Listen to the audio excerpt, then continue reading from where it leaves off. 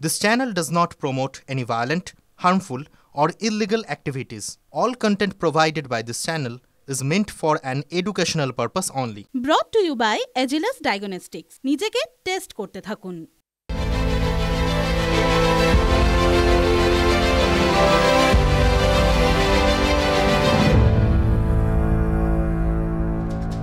নমস্কার, টিভি9 বাংলায় আপনাদের স্বাগত জানাই। রাত ৮টা মানেই হাজির ঠোঁটকাটা, আর ঠোঁটকাটা হাজির মানেই সেই সমস্ত বিষয় হাজির। আর আজ ঠোঁটকাটার শুরু করতে হয় আজকের বিশেষ দিনের বিশেষ খবর দিয়েই। তৃণমূল যেন এই মুহূর্তে আকাশে উঠছে, ওরারই কথা আপনারা জানেন। তার কারণ যেভাবে ঝোড়ো ব্যাটিং করে খেল খতম করেছে, মানে যাকে বলা হয় ৬-৬, একটার পর একটা সিক্সার, কোনো বল চলে গিয়েছে ওভার বাউন্ডারি হয়ে, কোনো বল মাঠের বাইরে। তাই এক প্রকার আকাশে উঠছে। ৬টি বিধানসভা উপনির্বাচনে সব কেন্দ্রে তৃণমূল কংগ্রেসের জয়। তার মধ্যে কখনো না জেতা মাদারিহাটও এবার তারা জিতে নিয়েছেন। উত্তরের সিতাই আর দক্ষিণের হাড়োয়ায় জয়ের ব্যবধান ১.৫ লক্ষের মতো, ১.৫ লক্ষ ব্যবধানের কাছাকাছি। ফলে যেটা শুরুতেই বললাম, আকাশে তো তারা উড়বে নিতে, মাটিতে পা পড়ছে না আজকে। চারিদিকে সবুজ আবির, তারা উল্লাসে মেতেছেন। দলনেত্রী কিন্তু জয়ের পর মাটিতে পা রাখার বার্তা দিয়েছেন। সোশ্যাল মিডিয়া পোস্টে তিনি কি লিখেছেন? তিনি লিখছেন, মানুষই আমাদের ভরসা, আমরা সবাই সাধারণ মানুষ, এটাই আমাদের পরিচয়। আমরা জমিদার নই, মানুষের পাহারাদার। হ্যাঁ বলেছেন, আমরা জমিদার নই। দেখুন আজকে কি বলেছেন তৃণমূল সুপ্রিমো, একটার পর একটা আমরা কি গ্রাফিক্সে আপনাদের দেখাচ্ছি। আমরা জমিদার নই, মানুষের পাহারাদার। জমিদার এই শব্দটায় যদি আমি একটু কিছুক্ষণ থাকি, এই নামেই বিজেপিকে ডাকেন তৃণমূল কংগ্রেস নেতারা। তারা এই ক্ষেত্রে জমিদার বলতে কি বলেছেন, কি বোঝাতে চেয়েছেন তৃণমূল সুপ্রিমো, সেটা নতুন করে ব্যাখ্যার অপেক্ষা রাখে না। দলের নাম্বার 2-র সোশ্যাল মিডিয়া পোস্টেও সেই জমিদারের কথাই উল্লেখিত। অভিষেক বন্দ্যোপাধ্যায়ের কথা বলছি। তিনি কি লিখছেন? তিনি লিখছেন, বাংলাকে অসম্মান করার জন্য নিজেদের স্বার্থে সংবাদ মাধ্যম ও কলকাতা হাইকোর্টের একাংশ এবং জমিদারদের তৈরি করা আখ্যান ভেস্তে দিয়েছে তৃণমূল। লিখছেন নাম্বার 2। 26-এ উড়ে যাবে। আজকে যেটা হলো, আজকে হলো 24, 24-এ 6, 26-এ 260। আজকের টেস্ট লাংসের টেস্ট, মানে ফুসফুসের টেস্ট। কার কত দম আছে তা বাহু দিয়ে নয়, ফুসফুস দিয়ে জানা যায়। আপনিও টেস্ট করিয়ে নিন, বার্থডেগুলোতে কাজে আসবে। তাই যখন হেলথ টেস্টের কথা আসে, আমার ভরসা হলো India's largest diagnostics company Agilus Diagnostics. নিজেকে টেস্ট করতে থাকুন। ফিল গুড, এটা কি আজ তৃণমূলের থিম? এ পর্যন্ত যা দেখা গেল বা যা দেখা গেল তাতে সেটা বলা উচিত যে একটা ফিল গুড ফ্যাক্টর কাজ করছে। কিন্তু মন্ত্রিসভার নাম্বার 2 হঠাৎ যা বললেন, তাতে তো ঝোড়ো জয়ের দিনেও একটা অন্য ঝড়ের বার্তা সেখানে পাওয়া গেল। কি বললেন শুনতে হবে। রাজ্যের 6টি উপনির্বাচনে বিরোধীদের ধূলিসাৎ করে দেওয়ার পর রাজ্যের মন্ত্রী তথা কলকাতা মেয়র ফিরহাদ হাকিমের মন্তব্য ঘিরে তৈরি হয়েছে শাসক দলের অন্দরেই নয়া জল্পনা। আর কিছু হবে না। প্রশান্ত কিশোর ইলেকশন করে না। ইলেকশন হয় মমতা ব্যানার্জির মুখ, মমতা ব্যানার্জির প্রতি মানুষের বিশ্বাস, তৃণমূল কংগ্রেসের কাজ, তৃণমূল কংগ্রেসের অর্গানাইজেশন। এটা হচ্ছে মূল আমাদের, যেটা আমাদের সাকসেস, যেটা সেটা এটাই। মন্ত্রিসভার নাম্বার 2 তিনি এই জয়ের অন্যতম কাণ্ডারি হিসেবে সুপ্রিমোর কথা উল্লেখ করছেন। শুধু উল্লেখ করছেন না, কিছু বিষয় উনি ডিসকার্ডও করছেন। 19-এর লোকসভা ভোটে বিপর্যয়ের পর আপনাদের নিশ্চয়ই মনে আছে, প্রশান্ত কিশোর এবং তার আইপ্যাককে ভোট করানোর, মানে ভোট ম্যানেজমেন্ট যাকে বলে, সেই দায়িত্ব দিয়ে এসেছিলেন অভিষেক বন্দ্যোপাধ্যায়। জানিয়ে তৃণমূলের সিনিয়র নেতারা অনেকেই বিরক্ত ছিলেন। ওই সময় তারা এই আইপ্যাককে দায়িত্ব দেওয়াটা খুব একটা মেনে নিতে পারেননি, খুব একটা তারা কমফোর্টেবল ছিলেন না। 21-এর বিধানসভা ভোটে জয়ের জন্য পিকে, মানে প্রশান্ত কিশোর এবং তার সংস্থা আইপ্যাককে অনেকেই সাবাস বলেছেন, অনেকেই তাদের ধন্য করেছেন। প্রশ্ন হলো, ফিরহাদ হাকিম হঠাৎ সেই কথাটা টানলেন কেন আজকের এই মোক্ষম সময়ে, মোক্ষম দিনে? ভাবতে হবে। ফিরহাদ হাকিম এই কথা কবে বলছেন? যখন ঠিক একদিন পরেই তৃণমূল সুপ্রিমো মমতা বন্দ্যোপাধ্যায় দলের উচ্চ পর্যায়ের বৈঠক ডেকেছেন, যেখানে দলের বিভিন্ন বিষয়সহ রদবদল নিয়েও আলোচনা হবে।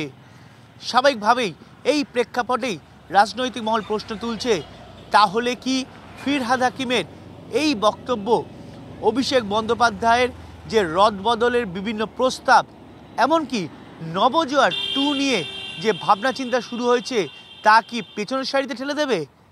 মুখ্যমন্ত্রী মমতা বন্দ্যোপাধ্যায় কি আগামী 26-এর নির্বাচনের আগে রাজনৈতিক মাঠকে সম্পূর্ণ নিয়ন্ত্রণ করবে? এত কিছু দেখে যে প্রশ্ন ঠোঁট কাটার মনে আসছে তা তো মুখ ফুটে বলবেই, তা হলো এই ঝোড়ো জয়ের দিনে কি নতুন কোনো ঝড়ের বার্তা দিয়ে রাখলেন ফিরহাদ হাকিম? সে প্রশ্ন তুলেই আমরা শুরু করছি। এবার সেই ঝড়ের কথা বলবো। ঝড়ে কাক মরল, তাতে কি হলো? ফকিরের কেরামতি বাড়লো কি? সময়, পরিস্থিতি সে প্রশ্ন তুলছেন। অনেকে এই উপনির্বাচকে তেমন গুরুত্ব দিতে চাইছেন না। কারা কারা? যেমন ধরুন বিজেপির রাজ্য সভাপতি সুকান্ত মজুমদার, তিনি কি বলছেন আজকের এই রেজাল্টের পর, শুনুন তার মুখ থেকে। বাই ইলেকশনে এরকমই হয়। যা ধরুন আমি উদাহরণস্বরূপ বলছি, 19-এর লোকসভা জেতার পর কালিয়াগঞ্জ বাই ইলেকশনে আমরা হেরে গেছিলাম। 21-এর কালিয়াগঞ্জ আমরা জিতেছি, বিপুল ভোটে জিতেছি, ক্যান্ডিডেট নিয়ে ডিসেন্ট থাকার পরেও জিতেছি। আবার 24-এ আমরা লোকসভাতে জিতলাম, আবার 26-এ বিধানসভাতে জিতবো। নাচতে না জানলে উঠান বেকা। সুকান্ত বাবুরা বিধ্বস্ত, ফলে এরকম নানা যুক্তি দিতেই পারেন। এটা ঠিকই, উপনির্বাচনে শাসক দল হারে না, এটা একটা প্রচলিত প্রবাদের মতো হয়ে গিয়েছে। অন্ততপক্ষে ইতিহাস, স্ট্যাটিস্টিক্স যাই বল না কেন তাতে দেখা যায়, উইচ ইজ ন্যাচারাল। তারপরেও রাজনীতির কিছু কিছু ইঙ্গিত থাকে, সেই ইঙ্গিতটা সময়ের সঙ্গে সঙ্গে বদলায়, ইস্যুর সঙ্গে সঙ্গে বদলায়। আমি বিগ ওয়ালে আপনাদের দেখাবো যে আজকের এই যে ভোটের রেজাল্ট, সেই রেজাল্টের কোথায় কোথায় কোন ইকুয়েশন, কি পার্সেন্টেজ কিভাবে কাজ করছে। আমি পিসিআরকে বলবো সেটা একটু বড় করে বিগ ওয়ালে আপনাদের জন্য দেখি। সেটাই জয়ী তৃণমূলের সঙ্গীতা রায়, ব্যবধান কত ভোটে? 1,30,06,036, 1 লাখ মানে 1.5 লাখেরও বেশি ভোটে জয়। তৃণমূল কংগ্রেস 2024-এ যে ভোট পার্সেন্টেজ আমরা দেখতে পাচ্ছি 76.08, 76.08, যা 2021-এ ছিল 49.42। ব্যবধান বুঝুন। বিজেপির ভোট পার্সেন্টেজ 16.2, সেটা 2021-এ কত ছিল? 45.18। ফলে সিতাইয়ে 45.18 থেকে 16.2-এ নেমে আসা। আর এদিকে তৃণমূল কংগ্রেসের ক্ষেত্রে 49.42 থেকে 76.08-এ বেড়ে যাওয়া। কোন কোন ইস্যুস এক্ষেত্রে খুব ভাইটাল? বাম কংগ্রেস জোটের ক্ষেত্রে কি হচ্ছে? আমি আরো একবার প্লে করতে বলবো বিগ বলে পিসিআরকে, ওই প্লেটটা, থ্যাংক ইউ। বাম কংগ্রেসের ক্ষেত্রে কি হচ্ছে? কংগ্রেস 4.21, বামেরা 1.52 ভোট পার্সেন্টেজ এবছর। একবার দেখি 2021-এ কি ছিল। 2021-এ বাম কংগ্রেস একসঙ্গে মিলিয়ে ছিল 1.66%, যেটা এবার আলাদা আলাদা লড়াতে কংগ্রেসের ভোট পার্সেন্টেজ বেড়েছে। বামেদের ক্ষেত্রেও একাই 1.52, যেখানে গত বছর আমরা দেখেছিলাম বাম কংগ্রেস জোট একসঙ্গে ছিল 1.66। ফলে এক্ষেত্রে তৃণমূলের ভোট পার্সেন্টেজ বেড়ে গিয়েছে। ফলে কোচবিহারের এই সিতাই কেন্দ্রের ঝড় নয়, আমরা বলতে পারি সাইক্লোন। কিছু বক্তব্য শোনা দরকার। আজকে মমতা ব্যানার্জি লক্ষ্মীর ভান্ডার উন্নয়নের জন্য মা বোনরা ঢেলে ভোট দিয়েছে। এবার নজরে রাখতে হবে মাদারিহাট। আর এই মাদারিহাটে এবার এক্সেপশনাল। কেন এক্সেপশনাল আপনারা জানেন। এই মাদারিহাট তৃণমূল কংগ্রেস দখল করলো। একটা মিথ হয়ে গিয়েছিল যে বিজেপির দখলে, উত্তরে বিজেপির বারবারন্ত যেটাকে বলা হয়, কিন্তু এবার মাদারিহাট এক্সেপশন। মাদারিহাটে কোন কোন ফ্যাক্টরস কিভাবে ভোট পার্সেন্টেজ কাজ করলো আমরা একবার বিগ বলে আরো একবার দেখি। পিসিআর প্লিজ আরো একবার মাদারিহাটটা বিগ বলে। জয়ী তৃণমূলের জয়প্রকাশ টোপ্পো, ব্যবধান কত? 28,168টি ভোট। তৃণমূলের জয়প্রকাশ টোপ্পো। এবার পার্সেন্টেজটা একবার আমরা দেখি মাদারিহাটে। 2021-এ তৃণমূল কংগ্রেসের ভোট পার্সেন্টেজ ছিল 36.56, সেটা এবার বেড়ে হয়ে যাচ্ছে দেখুন 54.05। 36.56 থেকে 54.05। বিজেপির ক্ষেত্রে আমরা দেখি ছিল 54.35 2021 সালে। 24-এ এবার কমে সেটা হয়ে যাচ্ছে 34.83। বাম কংগ্রেস জোট 2021-এ জোট ছিল একসঙ্গে 4.24, তারা একত্রিতভাবে পেয়েছিল। এবার আলাদা হয়ে গিয়ে কি হচ্ছে, কংগ্রেসের 2.06, বামেদের 2.33। ফলে এক্ষেত্রে পার্সেন্টেজে তাদের ক্ষেত্রে এক, কিন্তু তৃণমূলের ক্ষেত্রে বাড়ছে কতটা? বিজেপির ভোট ব্যাংক পার্সেন্টেজ 54.35 থেকে কমে হচ্ছে 34.83। মাদারিহাট এক্ষেত্রে এক্সেপশনাল। আগামী দিনে কিন্তু এখানে তৃণমূল কংগ্রেসই থাকবে। এবার খাতা খুললো মানে এই খাতা আর বন্ধ হবে না। মাদারিহাটের পর এবার দেখব বাঁকুড়ার তালডাংরা। সেখানে তৃণমূলের ফাল্গুনী সিংহবাবু জিতেছেন 34,082 ভোটের ব্যবধানে। দেখব বিগ বলে ভোট পার্সেন্টেজটা। তালডাংরা, বাঁকুড়া তালডাংরায় জয়ী তৃণমূলের ফাল্গুনী সিংহবাবু, তিনি ব্যবধান হচ্ছে 34,082। এবার দেখি ভোট পার্সেন্টেজ কি চেঞ্জ হলো 2021-এর নিরিখে। 2021-এ দেখুন তৃণমূলের ভোট পার্সেন্টেজ ছিল শতাংশের বিচারে 46.1%, সেটা বেড়ে হয়েছে 52.07। বিজেপির ক্ষেত্রে দেখুন 21-এ ছিল 39.9%, কমে গিয়েছে 34.13%। তালডাংরায় বাম কংগ্রেস জোটের ক্ষেত্রে দেখি 11.6 ছিল বাম কংগ্রেস জোট 2021 সালে। আলাদা আলাদা লড়ে পার্সেন্টেজ অলমোস্ট প্রায় একই রয়ে গিয়েছে, কিন্তু সেক্ষেত্রে ভোট ব্যাংক আলাদা হয়ে গেছে। মানে আমরা যদি এই পার্সেন্টেজটা দেখি 11.6, তাহলে সেক্ষেত্রে এবার বামেদের 10.23, কংগ্রেস 1.49, তাহলে তাদের ভোট ব্যাংক একই রয়েছে। কিন্তু বিজেপির কমেছে প্রায় 5% আমরা দেখতে পাচ্ছি কমেছে। অন্যদিকে তৃণমূল কংগ্রেসের বেড়েছে প্রায় 6% বেড়েছে। কিছু বক্তব্য শুনি। মমতা ব্যানার্জি ছাড়া বাংলায় কেউ নেই, রেজাল্টই তো বলে দিচ্ছে। এবার মেদিনীপুরে তৃণমূল জমানায় সবচেয়ে বড় জয় এটা। সুজয় হাজরা 33,996 ভোটে জিতেছে। 21-এর তুলনায় ভোট শতাংশ বেড়েছে 50.72%, সেটা বেড়ে 53। একবার বিগ বলে প্লে করি গোটা বিষয়টা একবার দেখি। 2021-এ তৃণমূলের ভোট পার্সেন্টেজ ছিল 50.72, 50.72%, সেটা বেড়ে হয়েছে 53, 53.44%, প্রায় 3% মতন বেড়েছে। বিজেপির ক্ষেত্রে কি হয়েছে, 40%-এর উপরে ভোট ছিল 40.51, 40.51%, সেটা কমে হয়ে যাচ্ছে 37.65%। আর বাম কংগ্রেস জোট যখন ছিল 5.43%, সেটা এক্ষেত্রে প্রায় একই থাকছে, একটু বাড়ছে বাম কংগ্রেস আলাদা আলাদা। বামেদের ক্ষেত্রে ভোট পার্সেন্টেজ 5.52, কংগ্রেসের ক্ষেত্রে 1.87, সেক্ষেত্রে বামেদের ভোট কিছু বেড়েছে, পার্সেন্টেজ কিছু বেড়েছে, তা হয়তো ধরে নেওয়া যেতে পারে এক্ষেত্রে কিছু বক্তব্য শুনি। প্রমাণ করছে যে মমতা বন্দ্যোপাধ্যায়ের বিকল্প আগামী 50 বছর বাংলায় কেউ নেই। মেদিনীপুরে কখনো আমরা বিধানসভা জিতিনি, একবারই লিড পেয়েছিলাম যখন আমি এমপি জিতেছিলাম 19 সালে, তখনই মেদিনীপুরে আমরা লিড পেয়েছিলাম।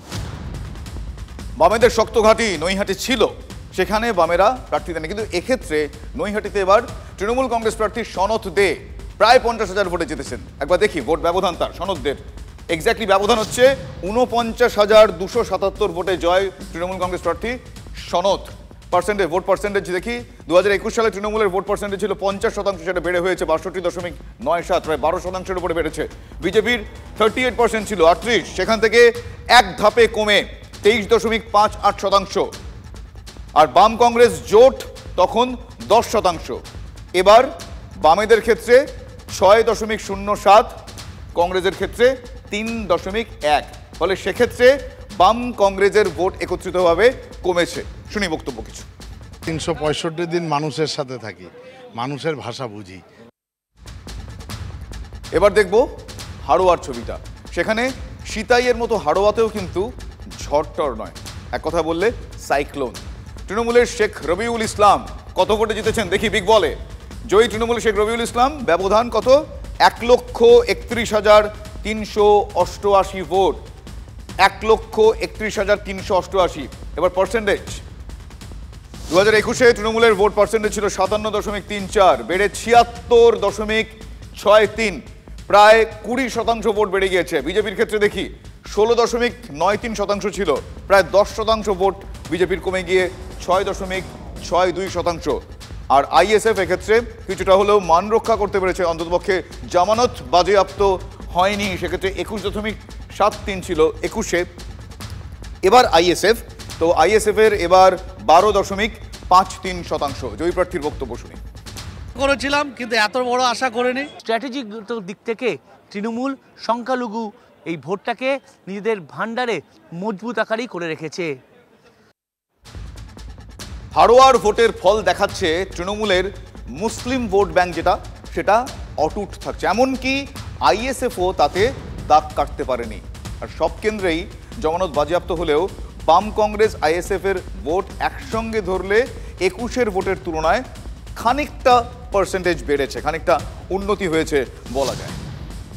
করতেই যায়নি, এখানে ভোট তো হয়েছে বলে আমার জানা নাই কি ভোট হয়েছে, এটা সবাই জানতাম, এটার মধ্যে অবাক হওয়ার কিছু নেই। এই হারোয়াতে বোধহয় 1,60,000 না কি একটা ভোটে জিতেছে।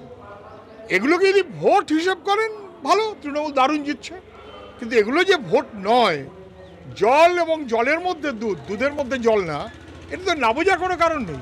ওদের ইডিওলজি আর চলে না, ওটা আস্তে আস্তে হয়ে যাচ্ছে, সেরকম এখানে উবে যাচ্ছে আস্তে আস্তে বামে।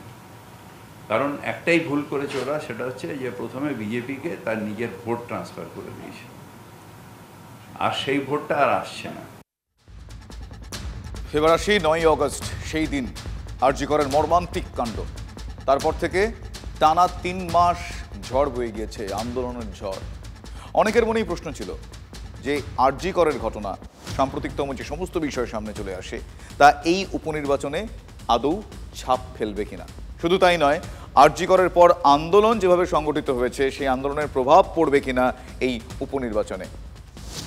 ঝোড়ো ফলে দেখা যাচ্ছে আরজি করের ঝোড়ো আন্দোলন ভোটের ফলে কোনো রকম প্রভাব ফেলেনি।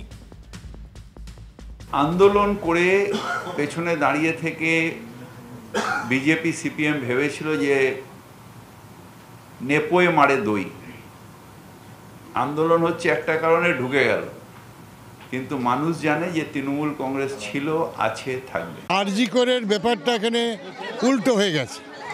বহু মানুষ আন্দোলনের সময় হাসপাতাল যেতে পায়নি, সিট পায়নি, সবকে নার্সিংহোমে যেতে হয়েছিল, লোকের টাকা খরচা হয়েছিল, নার্সিংহোমের মালিকরা ফেঁপে পুড়ে ডাক হচ্ছিল, সাধারণ মানুষ বঞ্চিত হচ্ছিল, তার বদলা নিল আরজি করের যে আন্দোলন, সে আন্দোলন সিপিএম আর বিজেপির আন্দোলন, ওটা ডাক্তারদের আন্দোলন দেখানো হচ্ছিল। শুধুমাত্র রাজনীতি করার জন্য কিছু রাজনৈতিক দল রাস্তায় নেমে বাংলাকে, বাংলার মাকে যেভাবে বারবার কালিমালিপ্ত করার চেষ্টা করেছিল, তার বিরুদ্ধে আজকের বাংলার মানুষ রায় দিয়েছে। আজকের 6-6 সেটাই প্রমাণ করে। যে আরজিকর কাণ্ড নিয়ে আমাদের নেত্রীকে যেভাবে কুৎসা করা হয়েছে, যেভাবে মিথ্যা কথা বলা হয়েছে, যেভাবে মানুষকে ভুল বোঝানোর চেষ্টা করা হয়েছে, তার বিরুদ্ধে বাংলার মানুষ, এই হাড়োয়াবাসীর মানুষ তার মানে জবাব আজকে ভোট বাক্সে দিয়ে দিই। যত বেশি মমতা ব্যানার্জির বিরুদ্ধে কুৎসা হবে, তত তৃণমূলের লিড বাড়বে। প্রভাব নেই। আমিই বলেছিলাম যে অরাজনৈতিক আন্দোলনে রাজনৈতিক পরিবর্তন হয় না, কারণ যারা আন্দোলন করেন তারা তো ইলেকশন লড়েননি তো, বা ওই ইস্যু নিয়ে ইলেকশন হয়নি তো,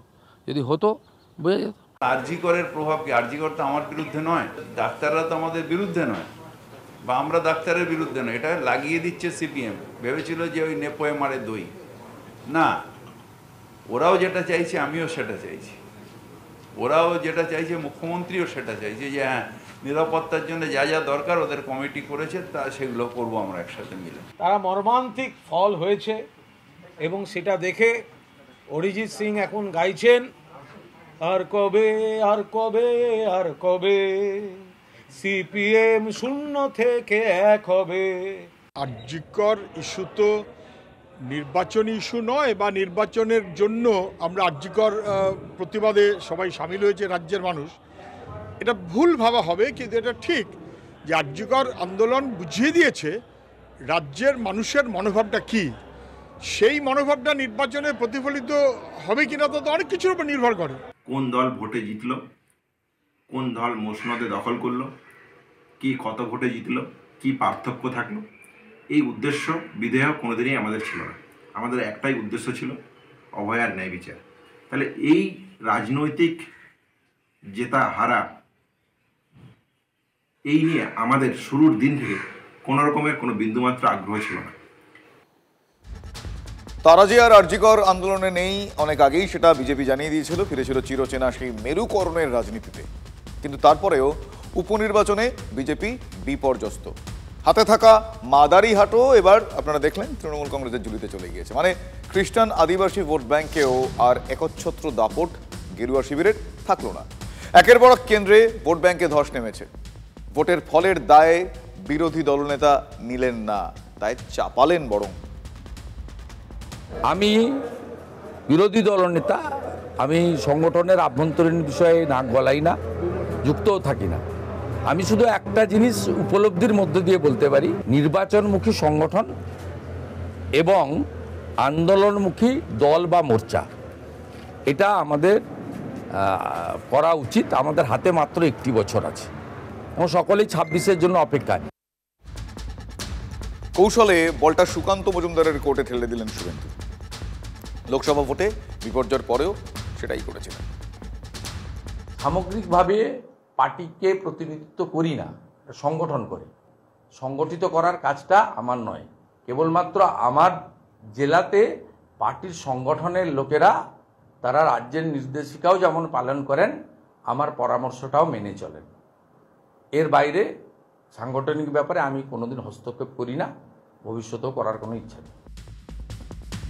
শুভেন্দুর টার্গেট যে রাজ্য সভাপতি সেটা বোঝাই যাচ্ছে। সুকান্ত অনেকটাই মুষড়ে পড়েছে। তৃণমূল কংগ্রেসকে জেতার জন্য তৃণমূল কংগ্রেসকে অভিনন্দন জানায়। জনগণ তাদের প্রতি আস্থা রেখেছে। বিজেপি হেরে গিয়েছে শুধু নয়, ভোট পার্সেন্টেজ মানে ভোট অনেকটাই কমে গিয়েছে। শুধু তাই নয়, দুর্গ বলে পরিচিত মাদারিহাট সেটাও হাতছাড়া হয়েছে। কিন্তু ঘরের কোন্দল প্রকাশ্যে আসার নিয়মে কোনো রকম ব্যতিক্রম নেই। সোশ্যাল মিডিয়ায় দিলীপ ঘোষের অনুগামী নামে বিভিন্ন পেজের পোস্টে টার্গেট শুভেন্দু অধিকারী, সঙ্গে সুকান্ত মজুমদারও। দিলীপকে নেতৃত্বে ফেরানোর দাবি জানিয়েছেন তারা। এমপি শ্রমিক ভট্টাচার্য আবার ব্যাট করছেন শুভেন্দুর হয়ে। শুভেন্দু অধিকারী একজন স্বাভাবিক নেতা, ন্যাচারাল লিডার। শুভেন্দু অধিকারীর কাছে রাজ্যের মুখ্যমন্ত্রী নন্দীগ্রামে পরাজিত হয়েছিলেন। শুভেন্দু অধিকারীর গ্রহণযোগ্যতা, তার জনপ্রিয়তা এবং শুভেন্দু অধিকারীকে কেন্দ্র করে পশ্চিমবঙ্গের রাজনীতি আবর্তিত হওয়া নিঃসন্দেহে শুভেন্দু অধিকারীর উজ্জ্বল উপস্থিতিটাকেই প্রমাণ করে দেয়। দলকে সমীক্ষা করতে হবে, আত্মসমীক্ষার প্রয়োজন আছে। ফাটা রেকর্ডের মতো অনেক দিন ধরে যা বাজিয়ে যাচ্ছেন, আজও সেটাই বাজালেন সুকান্ত মজুমদার এবং শুভেন্দু অধিকারীও। 26-এ তারা জিতবেন। তৃণমূল কংগ্রেসকে জেতার জন্য তৃণমূল কংগ্রেসকে অভিনন্দন জানায়। জনগণ তাদের প্রতি আস্থা রেখেছে। কিন্তু আমার বিশ্বাস যে যখন জেনারেল ইলেকশন হবে, অর্থাৎ 26 সালে যে ভোট হবে, সেই ভোটে এই সিটগুলোর মধ্যে অনেকগুলো সিট আমরা খুব ভালোভাবে জিতবো। যেমন মাদারিহাট জিতবো, আমরা তালডাংরা জিতবো, মেদিনীপুর, নৈহাটি, এগুলো অবশ্যই জিতবো। আর যেখানে মুখ থুবড়ে পড়ে, এখানে যে ক্লাস 1-এই মুখ থুবড়ে পড়ছে, সে বলছে আমি হায়ার সেকেন্ডারি পাস করব। মাদারিহাটের ক্ষেত্রে আপনি প্রমাণ হয়ে যাবে যে আমরা 26-এ জিতবো। শুধু মাদারিহাট নয়, নৈহাটি, তালডাংরা এবং মেদিনীপুর আসনও 26 সালে ভারতীয় জনতা পার্টি জিতবে। হাড়োয়া আমরা কোনোদিনই জিতিনি, ভবিষ্যতেও জিতবো না, কারণ সেখানে 80% মুসলমান থাকে। আর মুসলমানরা মহারাষ্ট্র কংগ্রেসকে এবং তার অ্যালায়েন্সকে ভোট দিয়েছে, ঝাড়খণ্ডেও তাই করেছে।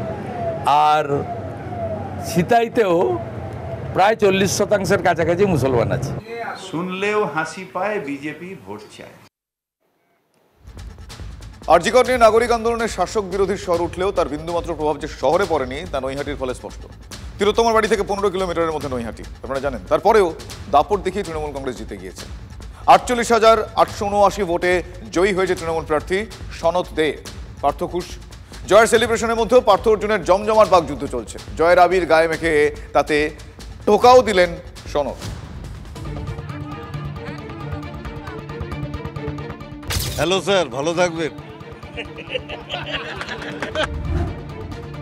365 দিন মানুষের সাথে থাকি, মানুষের ভাষা বুঝি, তাই মানুষ যেভাবে আমাদের আশীর্বাদ করেছে, আমার আশঙ্কাই ছিল যে 3 গুণ হবে। আমার বোনের মৃত্যুকে নিয়ে যারা রাজনীতি করেছিলেন তাদের বিরুদ্ধে নৈহাটির মানুষ রায় দিয়েছে।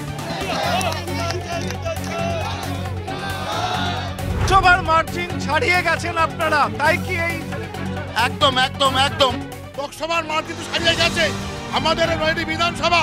আমাদের যা আশা ছিল সেই অনুযায়ী আরো বেশি হবে, সনদটাই শেষ কথা।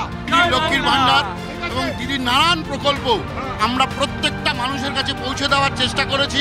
মানুষের একটা ক্ষোভ ছিল যে একজন সাদাসিধে মহিলাকে এরকমভাবে কেন অপমান করা হচ্ছে, কেন কালিমালিপ্ত করা হচ্ছে, যেখানে তার কোনো দোষ নেই। মানুষ সেটার জন্য ভোট দিয়েছেন মমতা ব্যানার্জির পক্ষে। 2026-এ এসওপি যদি চেঞ্জ না হয় সেম জিনিস থাকবে, এসওপি চেঞ্জ।